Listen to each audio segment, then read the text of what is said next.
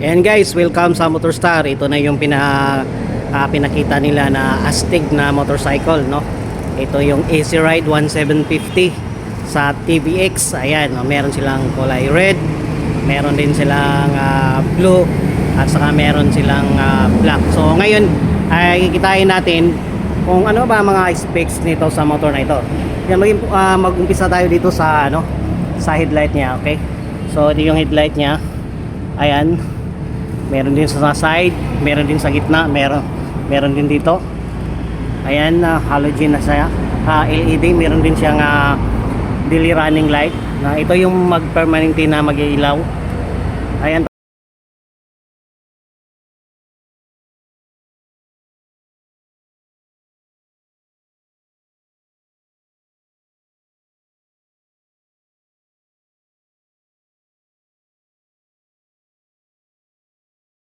Pagdating naman dito sa niya, sa fender niya, ayan.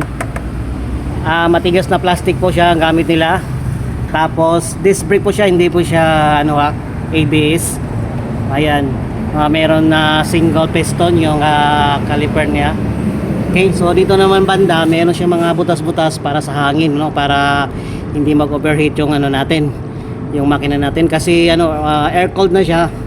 Din dito sa ilalim, ayan, kita natin yung mga niya, mga wirings niya. So maganda naman pagkalagay sa ilalim, okay. So, yung signal light na nasa kilid lang dito sa cover. Ayan, hindi siya dito, no, dito sa ilalim, pero makikita pa rin yan kasi pag umilaw yan, so maliwanag yung kulay orange niya.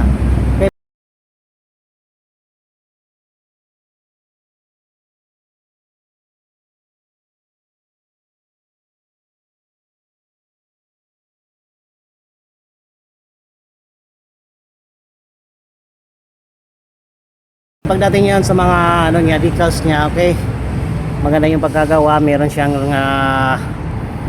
kulay red saka black, and FI liquid air cooled na po ito.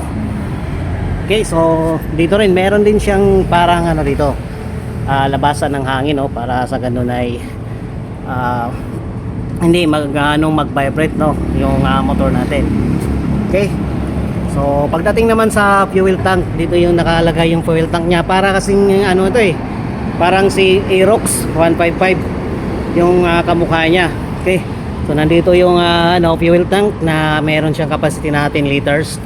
At saka pagdating naman dito sa susuin niya, ayan, susi pala siya, hindi siya keyless pero electric start na rin. Ayan, dito tayo sa niya, panel, naka LED na siya. Okay. So electric start na siya, Then yung grip niya, ayan. Okay, parang talagang Aerox yung forma niya, Ang ganda naman, no? Tapos yung maganda dito, yung combination ng kulay niya, tingnan niyo po. Meron siyang gray, meron siyang red. Ayan. Okay. So pagdating naman sa muffler niya, meron siyang cover dito para hindi mainit sa paa. At saka yung footrest niya, ayan, pwede mayupi para malinis tingnan. At saka dito yung niya, yung radiator, ayan. Okay, so yung niya, swing arm niya, meron na siyang kulay black. Hindi katulad ng Honda Click kasi walang kulay yun, di ba? So dito meron siyang pintura na kulay black ngayon. Tapos yung pagkapintura niya is makintab. Okay. Saka meron na siyang tire hugger, no? Medyo mahaba na yung tire hugger niya. Hindi na makapasok yung yung putik sa ilalim, no? Hindi na madumihan yung natin, yung makina natin sa ilalim. Okay. Ang ganda dito ay naka double shock siya, no? Tingnan, naka-double shock siya, Okay. Dito yung air cleaner. Ito yung belt niya. Medyo malaki siya compare sa sa Aerox. Ayan, no. Ayan, naka-mags na po itong gulong niya. Ayan. So tubeless din po yan. Para sa long ride, maganda yan sa long ride natin. grab bar, pwede ka nang maglagay dito ng top box kasi meron na siyang design na butas-butas. Lagyan mo lang ng tornilyo dyan, makapaglagay ka na ng top box. So hindi na kailangan tanggalin to or bibili ka pa ng tawag nito grab bar para sa top box. So ngayon hindi na, so may design na siya, pwede siya lagyan. Okay, saka meron na siyang windshield na maliit lang din pero hindi siya adjustable. Okay, ayan, adjustable. Okay, so ayan, naka disc brake pa rin ito, hindi siya ABS. Ayan, sa harap disc brake. Ayan, sa harap natin disc brake, pati sa likod disc brake. Tapos check natin yung sa ilalim. Ayan, yung sa ilalim. Okay, single piston ng caliper natin ginagamit. At ang kagandahan dito, malinis yung ano niya, yung swing arm niya kasi nakapintura siya ng makintab, no? Ayan.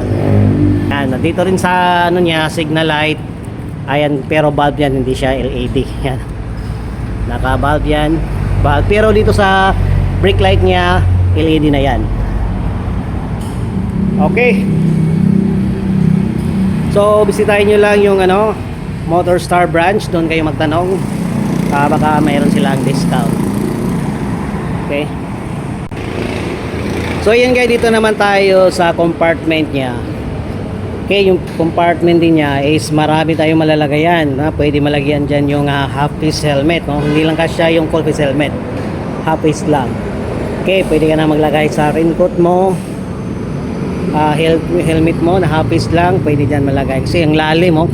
Ayan, lalim, kamay ko hanggang sa siko na, oh. Ayan. Okay. So ayan.